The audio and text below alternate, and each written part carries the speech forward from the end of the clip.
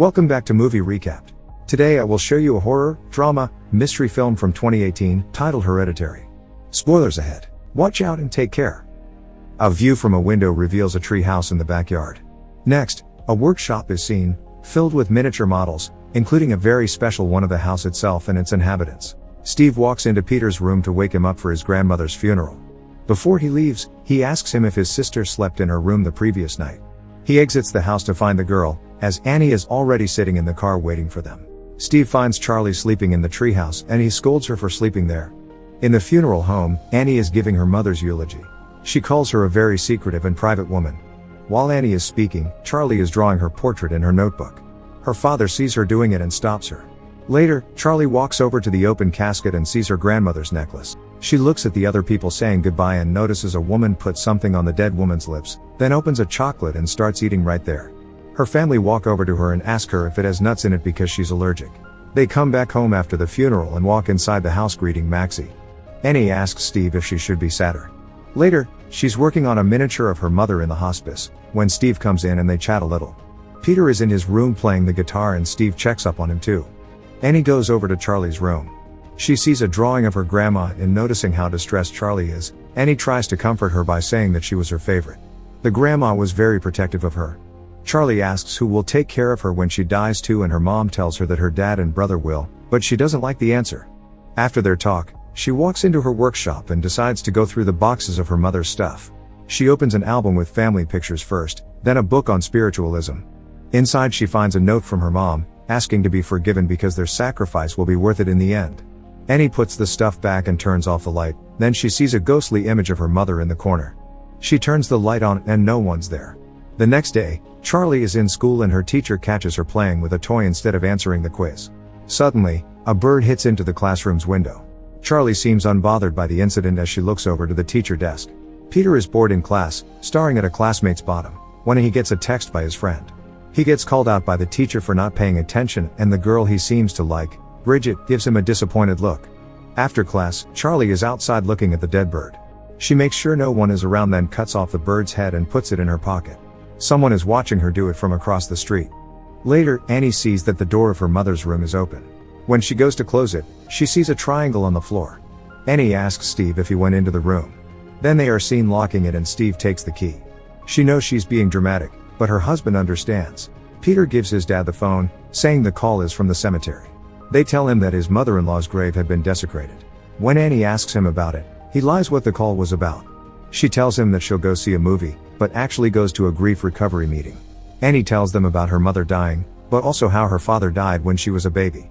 He starved himself to death because he had psychotic depression. She also had an older brother with schizophrenia, who hanged himself when he was a teenager.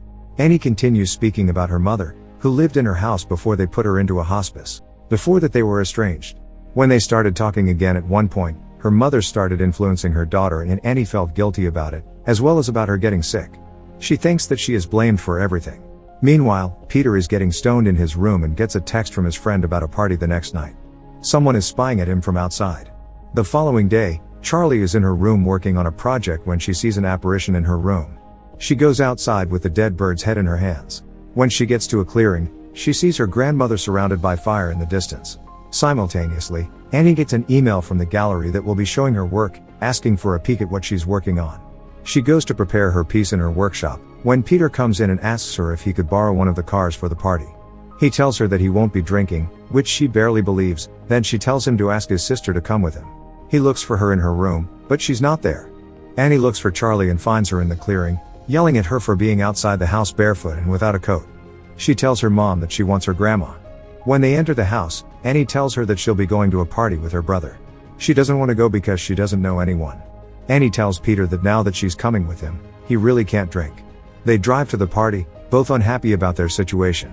They pass a pole on the road that has the same marks seen on the grandma's necklace. As soon as they arrive at the party, Peter spots Bridget there. Meanwhile, Annie is putting one of her miniature models together. She looks at the miniature of her mom. At the party, Peter starts talking to Bridget and asks her if she wants to smoke some weed with him. She tells him that the other room has a bong and they go toward it.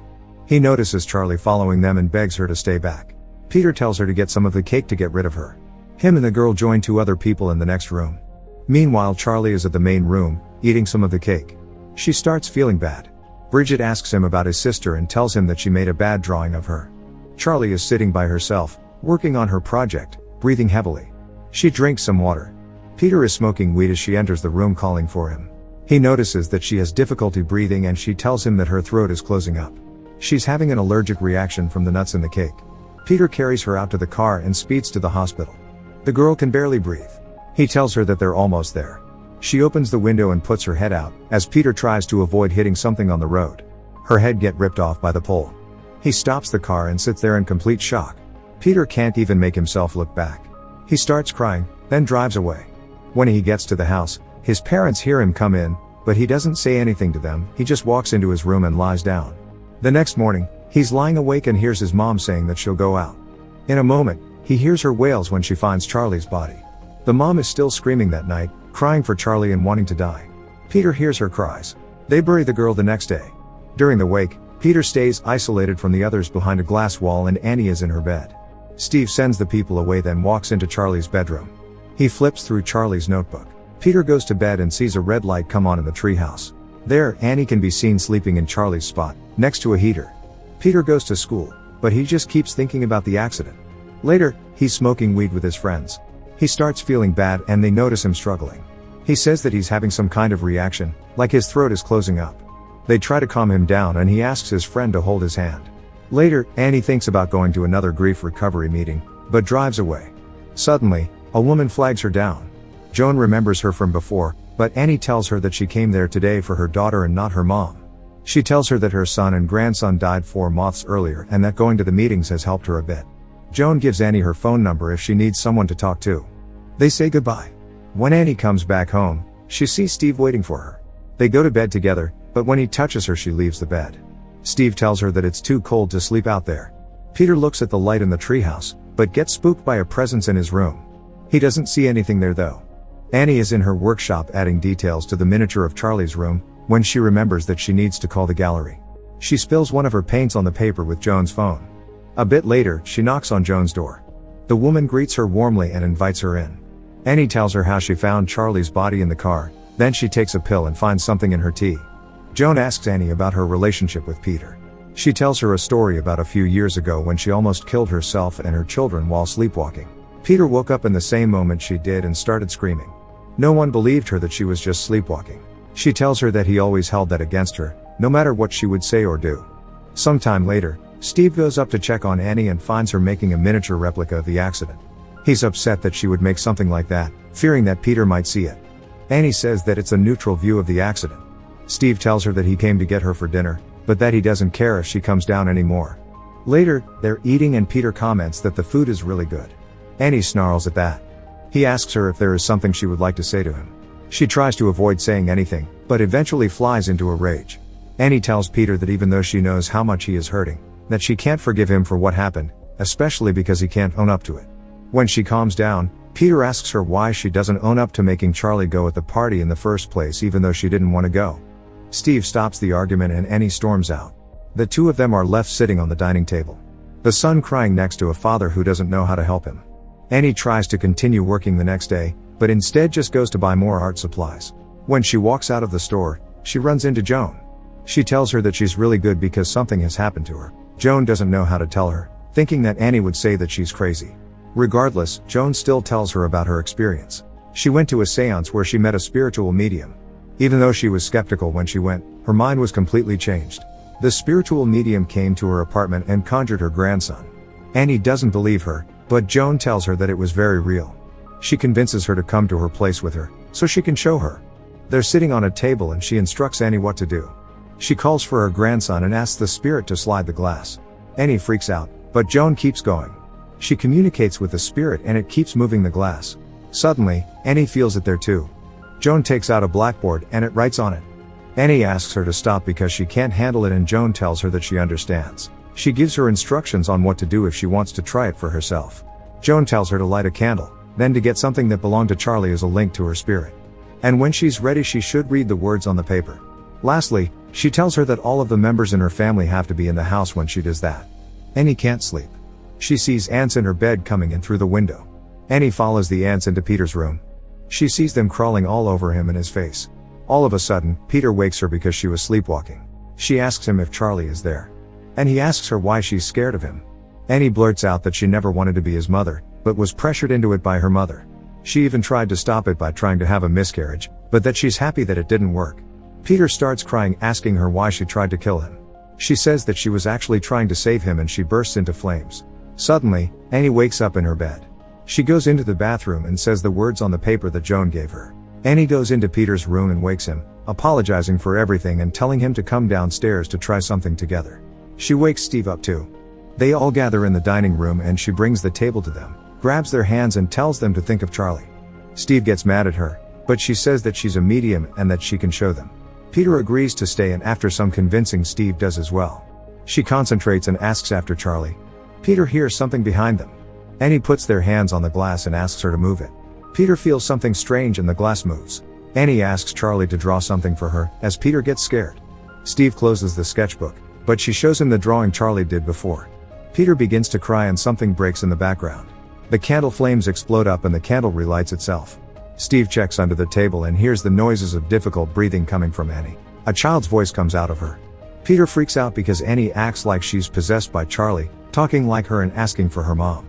They can't stop her doing it, so Steve throws water over her, making her come out of it. She doesn't remember what happened. Peter can't sleep that night. Peter is in class when he sees some kind of apparition that no one else sees. He looks at his reflection in the bookshelf and it's smiling at him. Suddenly, he hears a popping sound that Charlie used to make. Later, Annie is working and gets a phone call from Steve, telling her that Peter had called him, saying that there's a vengeful ghost after him. They argue and he hangs up on her. The phone rings again, but Annie lets it go to voicemail. The voice on the phone is a man from the gallery asking if they can help her in any way. She proceeds to destroy the models in her workshop. Steve and Peter come home and notice a strange smell in the house. Steve checks on Annie, asking about the smell, and when he sees the models she tells him that she didn't feel like looking at it anymore. Steve sees his headless miniature in the model of their bedroom. He will sleep at the couch that night. Annie is at their room when she hears something in Charlie's room. She goes inside and sees drawings being done in the sketchbook. Meanwhile, Peter is sleeping and Charlie's popping sound wakes him up. He looks into the corner of his room and he sees Charlie there. He calls for her, but her head falls off and turns into a ball. Maxie is at his door growling, when suddenly someone grabs him from behind and starts pulling his head off. The door slams in Maxie's face, then Annie shows up in Peter's room. He asks her why she was pulling his head off. She says that she wasn't doing it and that he shouldn't tell his father. Annie says that she knows what's going on and she's the only one that can stop it. Next, she goes back to Charlie's room and sees the drawings of Peter in the sketchbook. Annie tries to burn it, but when she throws it in the fireplace, her arm also catches on fire. Reacting quickly, she pulls the book out and her arm stops burning too. The following day, Annie goes back to see Joan. When she gets there, the woman doesn't answer, but her apartment shows some evidence that she might have been contacting Charlie. Meanwhile, Peter is at school and hears his name being called out. Joan is on the other side of the street looking at him and telling him to get out. Annie goes back home and finds another book in her mother's box with the same symbol as her necklace. Then she finds a book on invocations and sees a paragraph her mother has underlined. It is about the invocation of a spirit that needs a male host. She goes through another family album and sees pictures of Joan inside, as well as pictures of her mother doing certain rituals. In the meantime, Peter sees another light apparition at school guiding him to a door. There is someone behind it gesturing him to come in. Steve wants to send an email to a psychiatrist about his wife, but gets one from the cemetery about the damages to the grave. Simultaneously, Annie opens the door to the attic and a terrible smell comes out. She goes up, when she suddenly finds the body of her mother and the same symbol written on the wall. Peter is in school, having trouble focusing, because he keeps hearing the popping sound all over. He hears it behind him, then in front. Suddenly, his body looks as if it is possessed by something, to dismay of his teacher and classmates. He bangs his head on the table once, then once more, breaking his nose and utterly panicking about what had just happened. There is no one in the house to pick up the phone when Peter's school rings. Steve gets the call at work and goes to pick up Peter. Annie waits for them at home and helps Steve drag him out of the car, as he tells her what happened. When they put him to bed, she begs Steve to check if the body is upstairs. She thinks it's her mother, but the head is missing. He goes to check. When he comes back down, he asks her why she didn't call the police, but Annie starts telling him about Joan and everything that she thinks her mother was involved in. Steve, however, thinks that she was the one that dug up the body. She keeps telling him that they brought some kind of curse on them when they summoned Charlie and that Peter is in danger.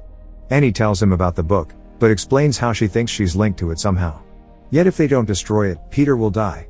They come down the stairs as she asks him to trust her and to throw the sketchbook in the fire. She begs him to do it and tells him that he's the love of his life, as if she is saying goodbye. Steve won't do it because he thinks that she's sick. Annie grabs the sketchbook and throws it in the fire. He immediately bursts out in flames. The light apparition flows over Annie and she turns into someone else. That night, Peter wakes up in his bed and sees the light in the treehouse.